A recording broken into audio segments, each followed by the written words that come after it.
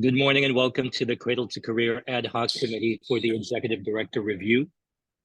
My name is Robert Tagorda and I'm the chair of this committee. Today marks our third committee meeting, which will be run according to the Bagley-Keene Open Meeting Act as required by law. We plan to end around 11 o'clock a.m., so I'd like to welcome the other members of this committee who are with me today. Welcome to Member Payne and Member Moldoff.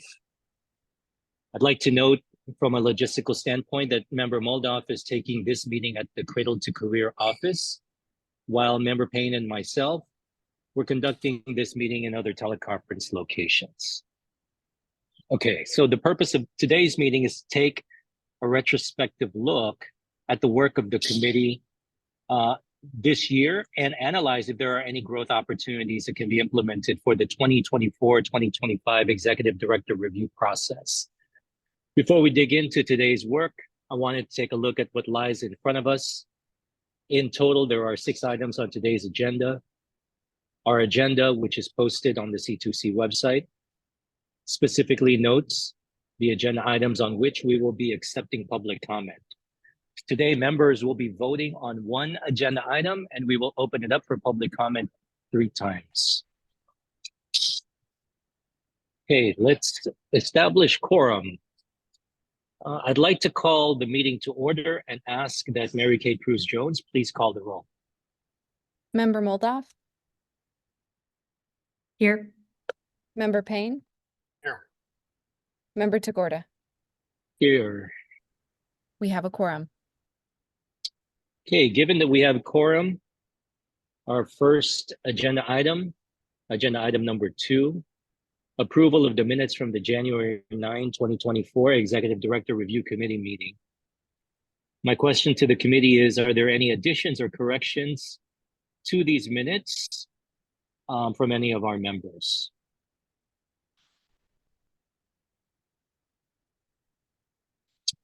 Hearing none, may I have a motion to approve the January meeting minutes as submitted? So moved. Second. Member Moldoff moves and Member Payne seconds. Before we vote, let's pause for public comment. If you want to comment on this agenda item, please note that comment should be limited to the January 2024 committee meeting minutes.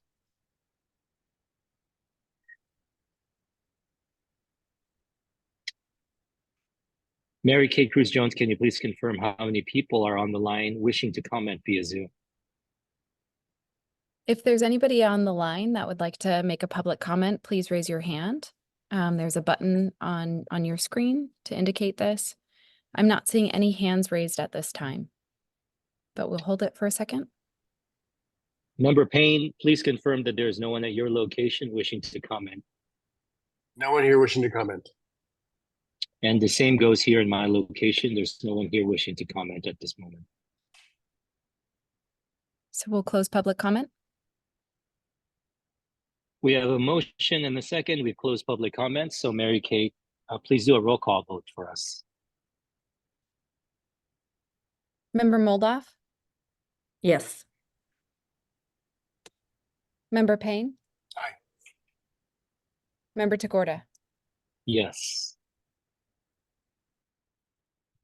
The motion So passes. the motion passes. Yes, thank you. Thank you for the roll call vote, Mary Kay. The motion passes, and now we'll move on to agenda item number 3, this discussion of the 2024 Executive Director Review process. At this time, members and I will provide our thoughts on the process we stood up for this current year. If helpful, I'd like to remind those of us who are on the call today some items from our staff report. From this process, in totality, what went well? From this process, what can we do better? Would we like to consider any updates to the survey content, the structure, or the design? By survey, we're talking about the survey that went out to governing board members who responded as part of the performance review process. And then lastly, are there any broader recommendations that should be made to the governing board? So let me allow members of our committee just for a moment to process these questions, and then I'm happy to facilitate the discussion. We also have Jane Harrington from LRI, which supported our process this year, so she can provide some insights and help with some additional guidance as well in the event that we need it.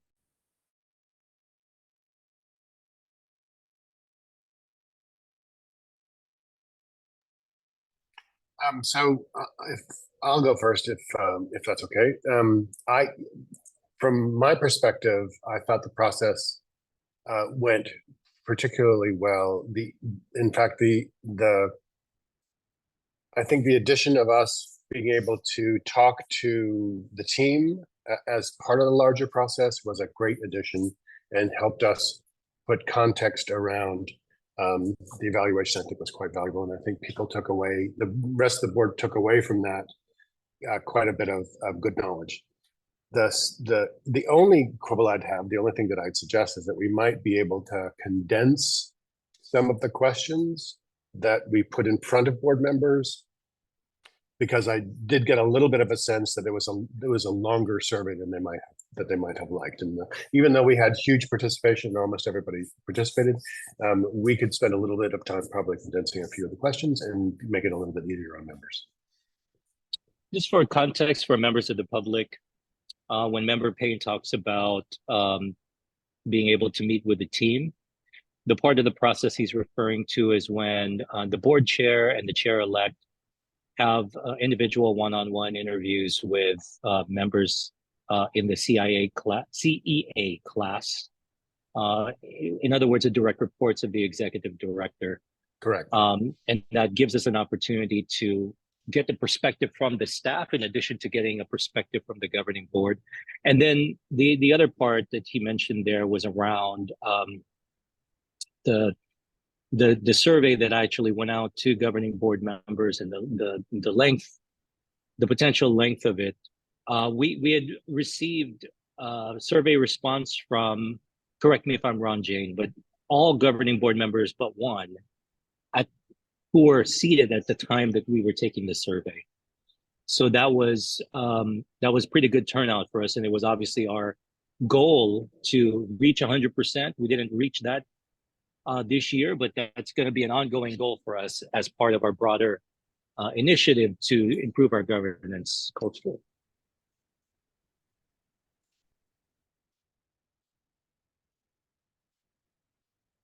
Yeah, and I think the only reason why we didn't reach 100% is because one member abstained just because they were fairly recent. So I don't know if, I mean, I imagine, I don't know if we could like work that into the process about maybe just saying like, I don't know, because I could see either way. It's like, we don't necessarily want to say like, oh, you've only been on the board for like a month, so you can't take this survey. Like, I think they could still provide some value, even being like an external, like a new board member, how things have gone. But I think that's a good context for that too. It's not that someone just like didn't want to fill it out. It's that they felt that they didn't have enough knowledge in order to fill it out. But in terms of the process overall, I mean, it certainly went a lot better in terms of just the review with the board, because we did survey everyone. Because the last time around, there was a lot of concern by the governing board that it was only a small section of the governing board and that the survey went out to non-governing board members. And I think this approach to make it of more of like a group survey rather than a sample survey was well received. I don't really remember there being any outward concerns. Like, yeah, Gavin, I could agree how the survey could probably be condensed in a lot of ways. I almost wonder, I think one of the issues with the survey is that there are, like, we noticed that some of the elements that were not rated as well are ones that are just harder for board members to see. Like, I think maybe some of the more like technical aspects of the office, it's kind of hard for members to really know what's going on there. So I wonder if we could also think more critically about what questions are relevant to like the relationship of like the board to the office, versus ones that are, I don't know, a bit more, I don't know, could also almost be gathered objectively, because I think there are, like a survey, of course, is always subjective. So like we don't necessarily want to be asking subjective questions of objective measures. Mhm. So maybe being able to identify what some of those objective measures would be, could be good, even in terms of like data security. We could be all like put a plan in sorry put a plan in place. It's a little alliterative there. And then yeah, just some things that are a little bit more like yes no rather than like strongly agree, strongly disagree. So that could be a way to kind of condense the survey in the sense of like being like, oh, like did they check these boxes without having to have this like, well, I don't know what's going on kind of feeling. So um I Yeah, don't know great if that, suggestions. yeah, I don't know if that would mean that we would just not have that as part of the survey, like have maybe some other like way to gather that information. But yeah, really like kind of hone the survey into what a governing board member could reasonably um, judge. That's a great. Those are a couple of great points of feedback on the member composition. It brings to light an idea that I had been contemplating, because one of the reasons that made it challenging in terms of participation, I think for some governing board members in terms of the survey, it was timed. It occurred in a month when there was movement within governing board member composition. In other words, some governing board members were getting termed out, and then new governing board members were entering. To the degree, my sense, I believe, I could, because I think my appointment is up in November, for example, right? Because I remember when I was seated into the board, it was in November. So if we're doing the governing board member survey in November, that might, we need to look at the calendar to see how that might be affecting movement within the composition of the board, I think. Mm. And ensure that we time the survey in such a way that it allows the governing board members who have had experience with the executive director to be able to provide an assessment. But so this is a logistical and a coordination issue, I think. The other point that you made there, Member Moldoff, is on degree of expertise or interaction with the executive director as it relates to various elements of the work. And I would say one of the most critical features of our governing board is the fact that we have data providers seated in the governing board that, by virtue of being a data provider, has a very unique perspective into the workings of both the system and in terms of coordinating and collaborating with the executive director.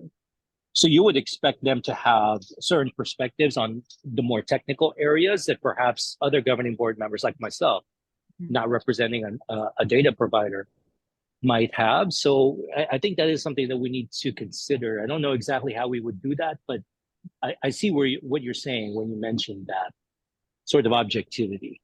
Yeah, no, that's a good point about the data provider versus not. Like, it almost makes me think that maybe we should have like a fork in the survey where like data providers can answer from like a data provider perspective about kind of those more like logistical technical things, versus the ones who aren't, I guess, maybe getting a sense of like, well, to what extent do you still feel like you're kept up to date, even though you don't have that like dual role as being also a data provider. But at the same time, like I don't want it to also be that, um, I guess it kind of goes down to like, what are our expectations as those two hats? Like, are we judging her as like an external data provider or as an internal governing board member?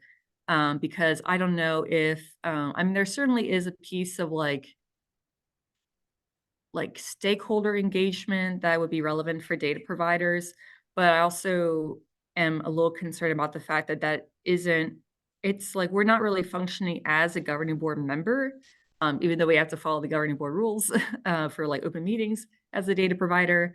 But yeah, still having, I think there is a possibility, or even if we like end up splitting the data, I wonder if that's something we could do with the current surveys. Like we could split it by data provider versus non-data provider to see what kinds of gaps there might be. So that could even be something for just like internal analytics of the survey to see if there are those differences already coming out. And that could probably give evidence to perhaps needing to have a little bit of a question tweak for those different roles. Well, you're right. I think we want to make sure that we elevate the role that we're asking survey respondents to make as one of being a governing board member, as opposed to I'm a data provider, right? I think what I was trying to get at is probably something that's a little bit more basic, which is some of us are going to have certain knowledge bases of the work that some of us may not necessarily have by virtue of the way we interact with the office. Mm-hmm. And Jane, can you remind us, is there a component to the survey where a governing board member can say, like, I don't have any knowledge of this area, and therefore it does have that, right? Yeah. It does. Okay. So I don't know, maybe that accommodates us enough there. Or maybe there's something else to that, because I understand your perspective exactly. We want to make sure that the evaluation is taking place as one of being a governing board member, which means taking into account the entire system as opposed to just the institutional incentives of any one particular data provider, but also somehow being able to consider the fact that some governing board members are not going to have full expertise into certain areas that maybe others might.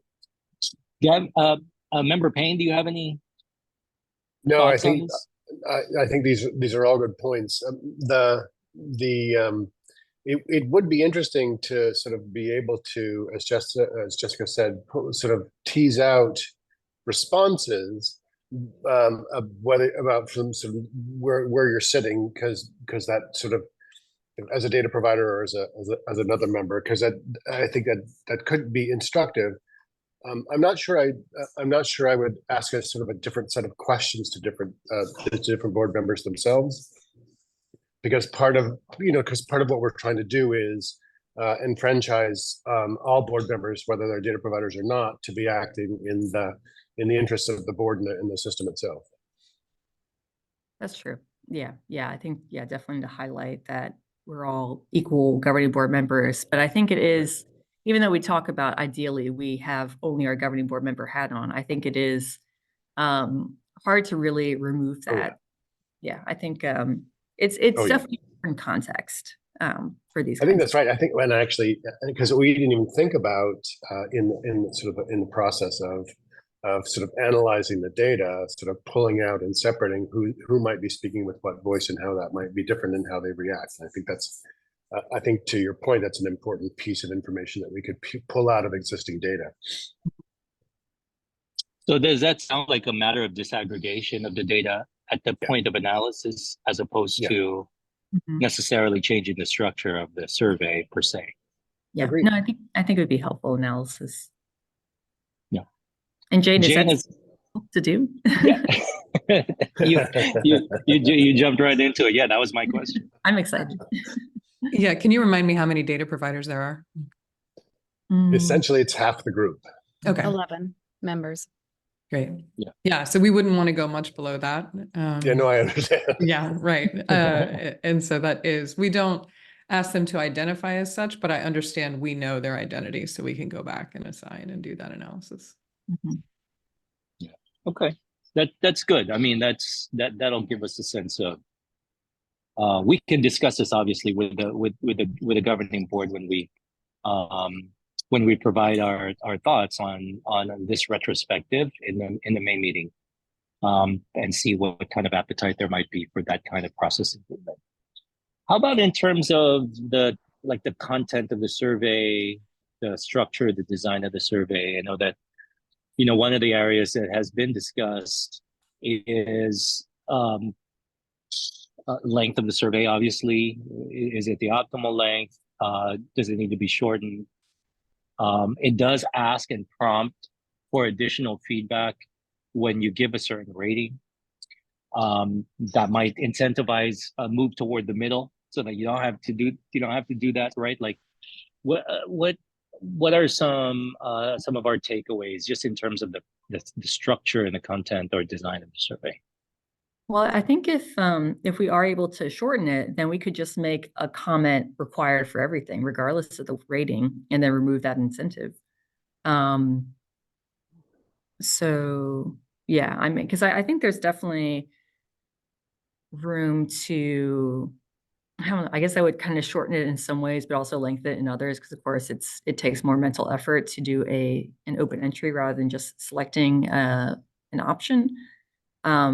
But I think that was definitely some of the positive feedback, and even something that we talked about doing for our own governance survey is opening the option for those open responses, because I think it provides a lot of flavor to the results. I would agree. So what would be a key takeaway or recommendation to the board if we had to distill it onto a slide? I guess shorten the number of questions, but allow for open response regardless of rating. Okay. I agree. Would we still require response for either end? Or would we make it optional for all 4 levels of response? I think we could just make it optional. I mean, I think there are certainly people who will want to fill out the open response all the time. Right, and then right. who probably would not want to do that. So Mhm. it just depends on the person.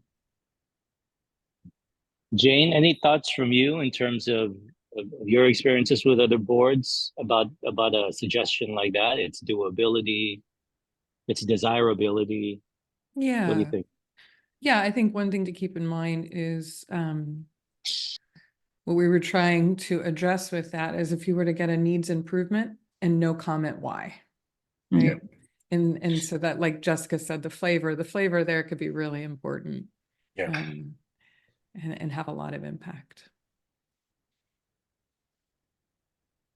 Yeah, that context is certainly helpful when providing that a rating of that kind. So somehow we had to make sure that that is still in force, right? That if someone were to provide a rating like that, that we can the survey would trigger some mechanism by which we gather ideas on precisely that point. Mm-hmm. How about in terms of shortening? Would there be areas if we had to shorten? Yes, I think you have the opportunity to shorten in a couple of places, possibly. So you're only at 19 multiple choice questions, but it's still 19 multiple choice questions.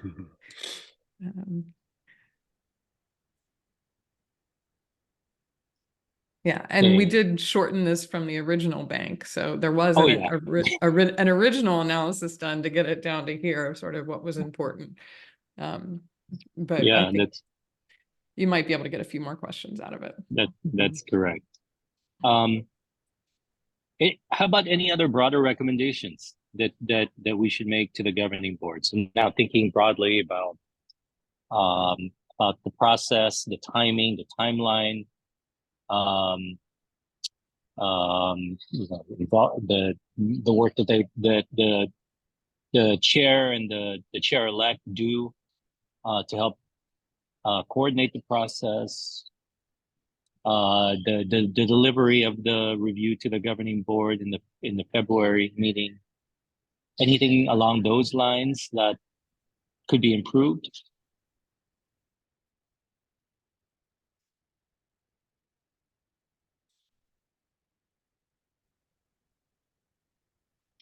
I'm trying to reflect on sort of going around the room at the board meeting. My sense is we, because of necessity, we put the paper and the report and the data in front of them without them seeing it ahead of time. My sense is that folks were pretty comfortable with that, but I'd be interested to know if anybody heard anything to the contrary. I think we gave them sufficient time, and I think there was, I think at least the the pieces that we put in front of them were well understood and thoughtfully organized. And so my sense is we were okay with that, but I want to do a gut check on that. Yeah, I think it was fine. Yeah, I concur. I thought it was fine. I think in large measure because the survey responses were clear and could be processed easily. I think that helped, you know, for them to be able to digest the survey outcomes alongside the review itself. That helped. So as long as we stick to that, I think we'll probably be generally okay.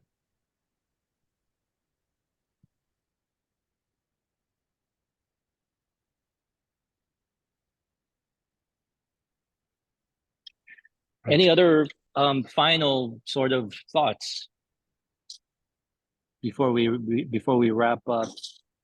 You know, this work, the committee process, for example, as members of the committee, that's also part of this. You know, was it what you had expected? Was it more work than you needed, than you expected? I know that 2 governing board members ended up as part of the, you know, the changeover, right? That was part of our experience, but we were able to retain quorum the entire time. Yeah. Which is good. Inadvertently losing 2/5 of the committee was not on the plan, but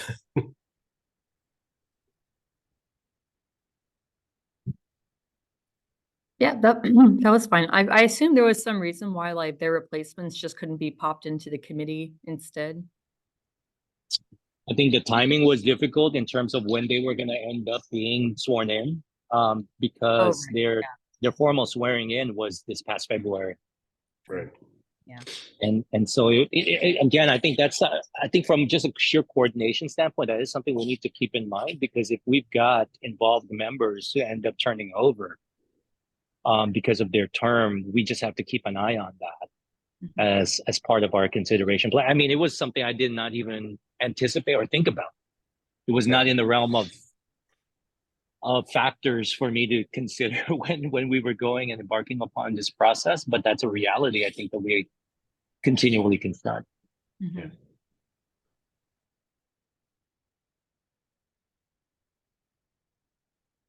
Okay. Okay, so if there are no other comments, we can move on to the next part of our agenda. Mary Kate, Jane, you feel good about where we are with this discussion? Other members of the team are good with it? Okay, so let's proceed to the next part of our agenda.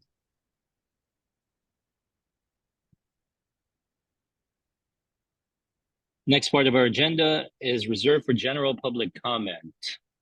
So I'd like to turn it over to Mary Kate to facilitate the general public comment. But again, Member Payne and I will confirm. I will confirm on my end. There's no one at my location wishing to comment. Member Payne, is there anyone at your location wishing to make a comment?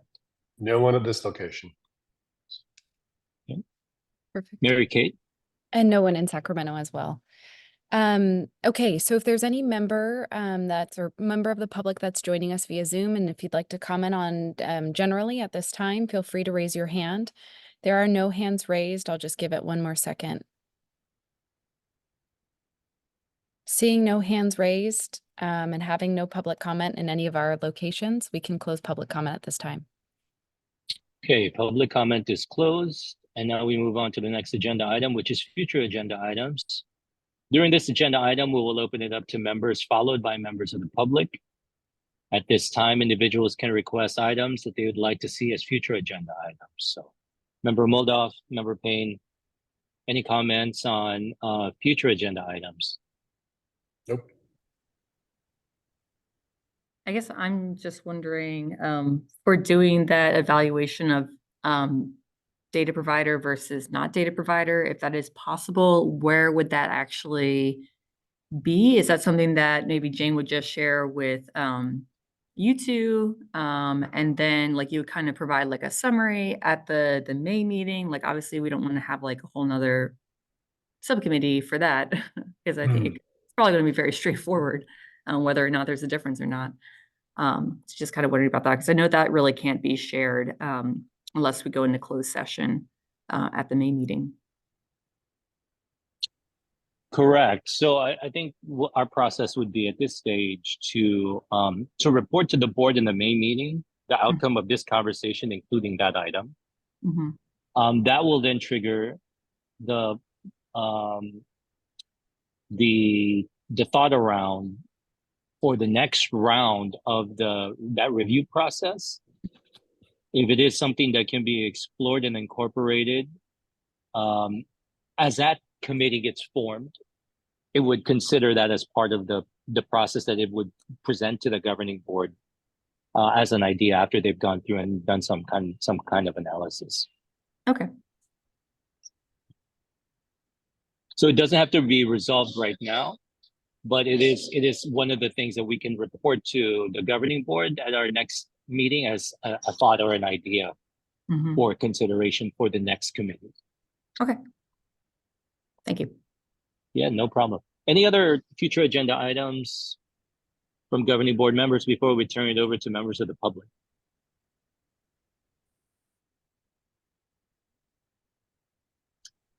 Okay, seeing none, Mary Kate Cruz-Jones.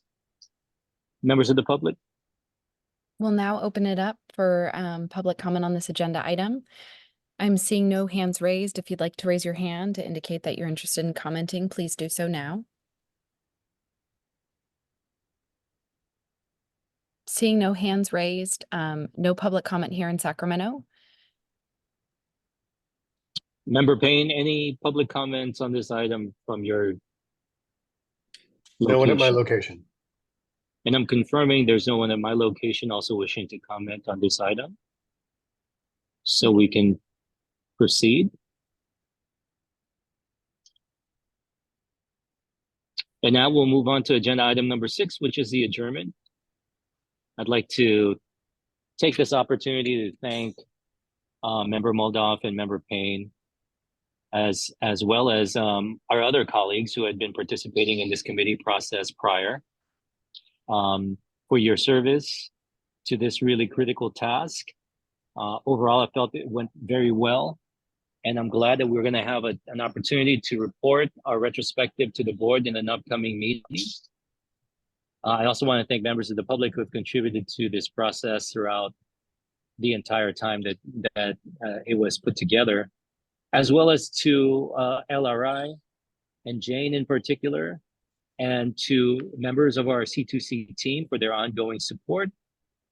Thank you so much for your contributions to our efforts. I'd now like to adjourn the meeting at 10:34 a.m. Thank you very much. Thanks, Thank you. everyone. Thank you.